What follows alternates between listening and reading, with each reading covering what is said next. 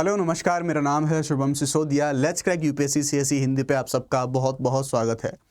अभी हाल ही में Christian Catholic जो पोप साहब हैं उनकी अभी जो डेथ है वो डेथ उनकी हुई है। अब जैसा आप लोग जानते हैं कि इस पद पर बने रहने के लिए या फिर इस जो पद है इस पद को खाली होने के बाद में नए चुनाव होते हैं, यानी कि नए पोप का चुनाव होता है। अब ये न्यूज़ तो हम सब ने जानी, हम सबको पता है, ये सारी जो सुबह से जो न्यूज़ है वो स्प्रेड हो रही हैं कि ईस्टर मनाने के एक दिन बाद पोप फ्रांसिस हैं, 88 वर्ष की आयु में उनका निधन हुआ है। भगवान ईश्वर उनकी आत्मा को शांति दे। लेकिन अब हम बात करने वाले हैं कि जो ये पद है, इस पद के खाली होने के बाद जो नए पोप का चुनाव है वो नए पोप का चुनाव कैसे होता है, वो विधि क्या होती है, और चुनाव के समय पर जब नए पोप का चुनाव होता है तो उस नए पोप के चुनाव के समय पर चिमनी से जो काला और सफ़ेद धुआं निकलने का मतलब है या फिर ये पूरा प्रोसेस किस तरह से होता है, इस बारे में हम आज बात करने वाले हैं। तो हम देखेंगे कैसे चुने जाते हैं पोप, काले और सफ़ेद धुएं का क्या संकेत होता है, ये पूरी प्रक्रिया के बारे में हमें यहाँ पर जानना है। तो देखेंगे, रोमन कैथोलिक चर्च के पहले लैटिन अमेरिकी लीडर पोप फ्रांसिस का निधन हुआ। नए पोप का चयन जल्द ही होगा। ऐसे में अब कौन पोप बनेगा, क्या नियम होते हैं, क्या चुनावी प्रक्रिया होती है, इन सभी चीज़ों को हम यहाँ पर डिस्कस करने वाले हैं। सो एक एक से हम शुरुआत करेंगे, पूरे प्रोसेस को देखेंगे कि क्या ये इसका मतलब होता है। जो चिमनी से धुआं निकल रहा है, सफ़ेद धुआं निकल रहा है तो उसका क्या संकेत होगा, काला धुआं निकल रहा है तो उसका क्या संकेत होगा, इसके बारे में हम यहाँ पर बात करने वाले हैं। तो इस पूरी प्रक्रिया में आगे बढ़ने से पहले तो जो अभी एग्जिस्टिंग पोप थे, अगर उनका देहांत हुआ है तो सबसे पहले तो उसकी डिक्लेरेशन होती है, यानी कि उसकी घोषणा होती है। वेटिकन के कैमरलेंगो ये नामक एक अधिकारी होते हैं और वो पोप की मृत्यु की ऑफिशियली पुष्टि करते हैं, जैसा अभी रिसेंटली एक वीडियो जारी करके बोला गया। फिर वे पोप की अंगूठी यानी कि जो फिशरमैन्स रिंग होती है उसको तोड़ देते हैं ताकि उसका कोई किसी प्रकार का मिसयूज ना हो पाए।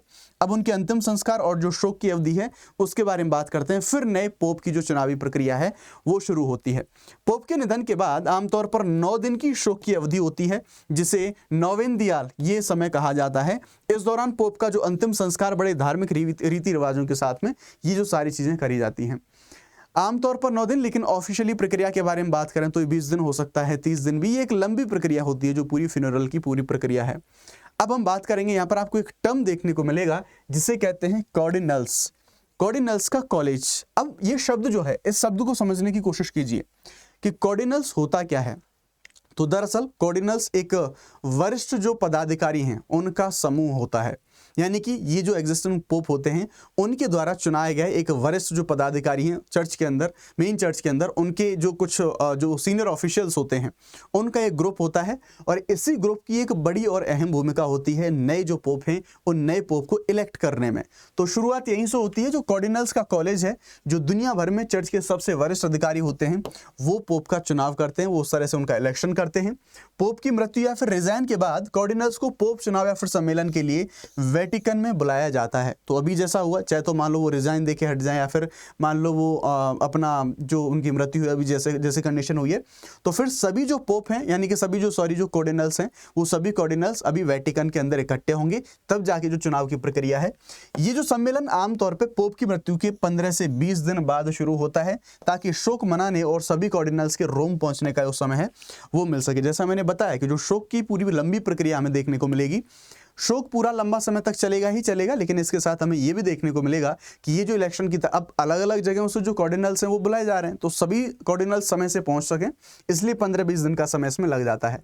United States Conference of Catholic Bishops, उनके अकॉर्डिंग कॉर्डिनल्स को पोप चुनाव करने के लिए वेटिकन का ऐतिहासिक सिस्टिन चैपल, इसमें एक साथ लाया जाता है। जो सिस्टिन चैपल है वहां पर वो आते हैं और तब जाके जो पूरी प्रक्रिया शुरू होती है। अब जो कॉर्डिनल्स हैं, वो कॉर्डिनल्स में जो पूरा एक जो रूल है, वो नियम परंपरा कह सकते हैं, वो कुछ इस तरह से स्थापित है कि पोप बनने के लिए, यानी कि अभी जैसे मान लो चेयर खाली हो गई पोप की, तो पोप बनने के लिए 80 वर्ष से कम की उम्र होनी चाहिए। तो 80 साल से कम उम्र के 115 कॉर्डिनल्स ही नए पोप के चुनाव में वोट दे सकते हैं। तो कॉर्डिनल्स कितने होते हैं? 115। मैंने बताया कि कॉर्डिनल्स क्या हैं, तो जो चर्च के सीनियर यानी कि वरिष्ठ जो पदाधिकारी जिनको पोप के द्वारा नियुक्त किया जाता है, वो हमें यहाँ पर देखने को मिलते हैं। ये चुनाव वेटिकन सिटी के सिस्टीन चैपल में किया जाता है। पोप पुरुष ही बन सकता है, हालांकि इसके लिए कोई उम्र ऐसी एसएस निर्धारित नहीं करी गई है। किसी कार्डिनल को 2/3 वोट मिलने तक मतदान होता है। ये प्रक्रिया तब तक चलती रहती है जब तक किसी भी कार्डिनल को 77 कार्डिनल्स के वोट नहीं मिल जाते। यानी कि जो कार्डिनल्स हैं, यानी कि जो वरिष्ठ पदाधिकारी हैं धार्मिक मामलों में या फिर पोप के जो निर्णय होते हैं उनमें, पोप के चुनाव में उनकी अहम भूमिका होती है। और वहीं से जो वोटिंग है वो वोटिंग होती है कि कौन अब अगला पोप बनेगा। इसके बाद ही जो नया पोप है उस नए पोप का चयन होता है। अब यही वजह है कि इस बात की कोई गारंटी नहीं है कि पहले दिन की वोटिंग में नया पोप मिल जाए। अब पता नहीं वोटिंग कितने दिन चलेगी। ये प्रक्रिया लंबी चल सकती है। चुनाव में गुप्त मतदान के जरिए कागज के मतपत्रों द्वारा वोटिंग करी जाती है। अब समझने की कोशिश कीजिए, जो मैं चिमनी के धुआं की बात कर रहा था, ये जो पूरी प्रक्रिया होती है ये गुप्त तरीके से होती है, एकदम सब सीक्रेसी मेंटेन करी जाती है और मतपत्रों के माध्यम से होती है। आगे मैं आपको बताऊंगा किस तरह से इन्हीं मतपत्रों को चिमनी में डाला जाता है और जब तक अगर मान लीजिए एक विशेष केमिकल का इस्तेमाल करके इन मतपत्रों को जलाया जाता है, इन पेपर्स को। और जब तक ऐसा काला धुआं निकल रहा है फिर सफेद धुआं निकल रहा है, उनका क्या मतलब होगा? तो चिमनी से जिस रंग का धुआं निकल रहा है वो चीज़ इंडिकेट करेगी कि अभी पोप का जो इलेक्शन है उसमें वोटिंग चल रही है या फिर वोटिंग कंप्लीट हो चुकी है, हमने अपने पोप को चुन लिया है। आइए जानते हैं आगे इसके बारे में। चुनाव के लिए 3-3 कार्डिनल्स के 3 समूह बनाए जाते हैं। पहला समूह स्क्रूटिनियर्स मतपत्रों को गिनता है, दूसरा समूह रिवाइजर मतों की फिर से गणना करता है और तीसरा समूह इनफर्मी अन्य कार्डिनल्स के जो बैलेट हैं उन बैलेट्स को जमा करता है। हर कार्डिनल दिन में 4 बार वोट डालते हैं और स्क्रूटिनियर बैलेट गिन के दूसरी प्लेट में रखता है और वो एक सुनिश्चित करते हैं कि सभी कार्डिनल्स ने वोट दे दिए हैं। यानी कि एक वोटिंग की जो पूरी प्रक्रिया है उसके बारे में यहाँ पर थोड़ा सा ज्यादा बताया गया है। हर बैलेट से एक स्क्रूटिनियर नाम नोट करके दूसरे को देता है, दूसरे स्क्रूटिनियर भी ऐसा ही करते हैं। इसके बाद जो तीसरा स्क्रूटिनियर है वो हर कार्डिनल का नाम को कॉन्क्लेव में बोलता है। इस प्रक्रिया 2/3 वोट जब तक नहीं मिलते ये पूरी प्रक्रिया चलती रहती है। तो जो कार्डिनल्स हैं उन कार्डिनल्स के बीच में जो इलेक्शन है वो इलेक्शन होता है कि कौन अगला जो पोप है वो अगला पोप बनेगा। अब ये रियल इमेज है, आप देख सकते हैं यहाँ पर जो सफेद धुआं निकल रहा है ये इसका क्या इंडिकेशन होगा। अगर इसमें काला धुआं निकल रहा है इस चिमनी से तो उसका क्या इंडिकेशन होगा, उसको समझते हैं। हर चरण की वोटिंग के बाद जो बैलेट पेपर्स हैं, यानी कि जैसे मान लो भी पहला चरण हुआ फिर दूसरा चरण हुआ, अब जो मतपत्रों से यानी कि जो बैलेट पेपर से जो इलेक्शन हो रहा था अब इनको एक विशेष केमिकल से जलाया जाएगा। तो आप देखेंगे ये खास केमिकल डाल के इनको जला दिया जाता है। अब जब इनको जलाएंगे तो या तो काला धुआं निकलेगा या फिर जो सफेद है वैसा धुआं निकलेगा।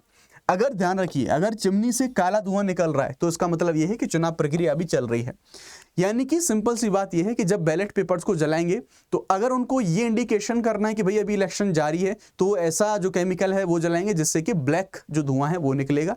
और जब उनको जनता को ये मैसेज देना है कि भाई प्रक्रिया पूरी हो चुकी है तब वो ऐसे केमिकल का इस्तेमाल करेंगे जिसके अब भाई जो अब है अगर व्हाइट धुआं आ गया कि अब भाई जो इलेक्शन की पूरी प्रक्रिया है वो पूरी हो चुकी है। पोप का चयन हो जाने के बाद मतपत्रों को दूसरे स्पेशल केमिकल से जलाया जाता है जिससे चिमनी से सफेद धुआं निकलता है और ये चीज जो है वो डिक्लेयर कर दी जाती है। पोप चुनने के बाद कार्डिनल अपने लिए एक नए नाम का चयन करते हैं। इसके बाद नए पोप मिल गए हैं ऐसी जो डिक्लेरेशन है ऐसी डिक्लेरेशन कर दी जाती है। और जब ये डिक्लेरेशन कर दी जाती है तो जो जिस व्यक्ति को नया पोप चुना गया है उनको वही पूर्व निर्धारित परिधान यानी कि जैसा पोप कपड़े पहनते हैं जो उनका पोशाक होता है वैसा पहन के फिर वो एक बालकनी में आते हैं और पहली बार सभी लोगों से मिलते हैं और सभी लोगों को आशीर्वाद देते हैं। और जनता ज़्यादा एक्साइटेड होती है क्योंकि पहली बार जब अपने पोप को वो मिलते हैं तो फिर उनसे आशीर्वाद ग्रहण करने के लिए वो यहाँ पर आते हैं। तो निर्धारित कपड़े पहनेंगे फिर उसके बाद बालकनी में आएंगे और हजारों बेताब लोग उनकी पहली झलक पाने के लिए इंतजार में रहते हैं और दुनिया भर में बसे जो करोड़ों कैथोलिक ईसाई हैं उनके धर्मगुरु बन जाते हैं। तो इस तरह से जो नए पोप का इलेक्शन है वो नए पोप का इलेक्शन हमें देखने को मिलता है। इस धुएं का क्या मतलब था इस चीज़ के बारे में हमने यहाँ पर समझने की कोशिश करी। ना जो हमारी यूपीएससी सीएससी के एस्पिरेंट्स हैं उनके लिए अनअकैडमी के द्वारा अभी जो सिविल सर्विस डे के मौके पर जो डिस्काउंट्स हैं उनको रिवील करा गया है। यहाँ पर ये अभी जो 22,999 का डिस्काउंट चल रहा था ये अभी 19,999 आप इसे अवेल कर सकते हैं। इसमें आपको जीएस सीसेट टेस्ट सीरीज सारे के सारे आपको जो कोर्सेज हैं वो एक ही प्लेटफॉर्म पर मिल जाते हैं। और साथ ही साथ जो कुछ ऐसे फ्री इनिशिएटिव जो अनअकैडमी की तरफ से हमारे सभी एस्पिरेंट्स को दिए गए हैं जैसे PYQ टॉपिक वाइज आपको मिलेंगे, PDF मिलेगी प्रॉपर तरीके से सॉल्यूशन बेस्ड यानी कि थीम वाइज सारी चीज़ें मिलेंगी आपको, बिगनर्स की एक किट मिलेगी आपको, साथ ही साथ करंट अफेयर पूरा ईयर का थीम वाइज यहाँ पर आप जो अनअकैडमी आर्टिकुलेट है मुंडाल सर के द्वारा जो बनाया गया है आप उसको जो है डाउनलोड कर सकते हैं, उसका फायदा आप उठा सकते हैं। ये सारे इनिशिएटिव फ्री ऑफ कॉस्ट है हमारे लर्नर्स के लिए। Thank you very much. जय हिंद, bye bye, let's crack it.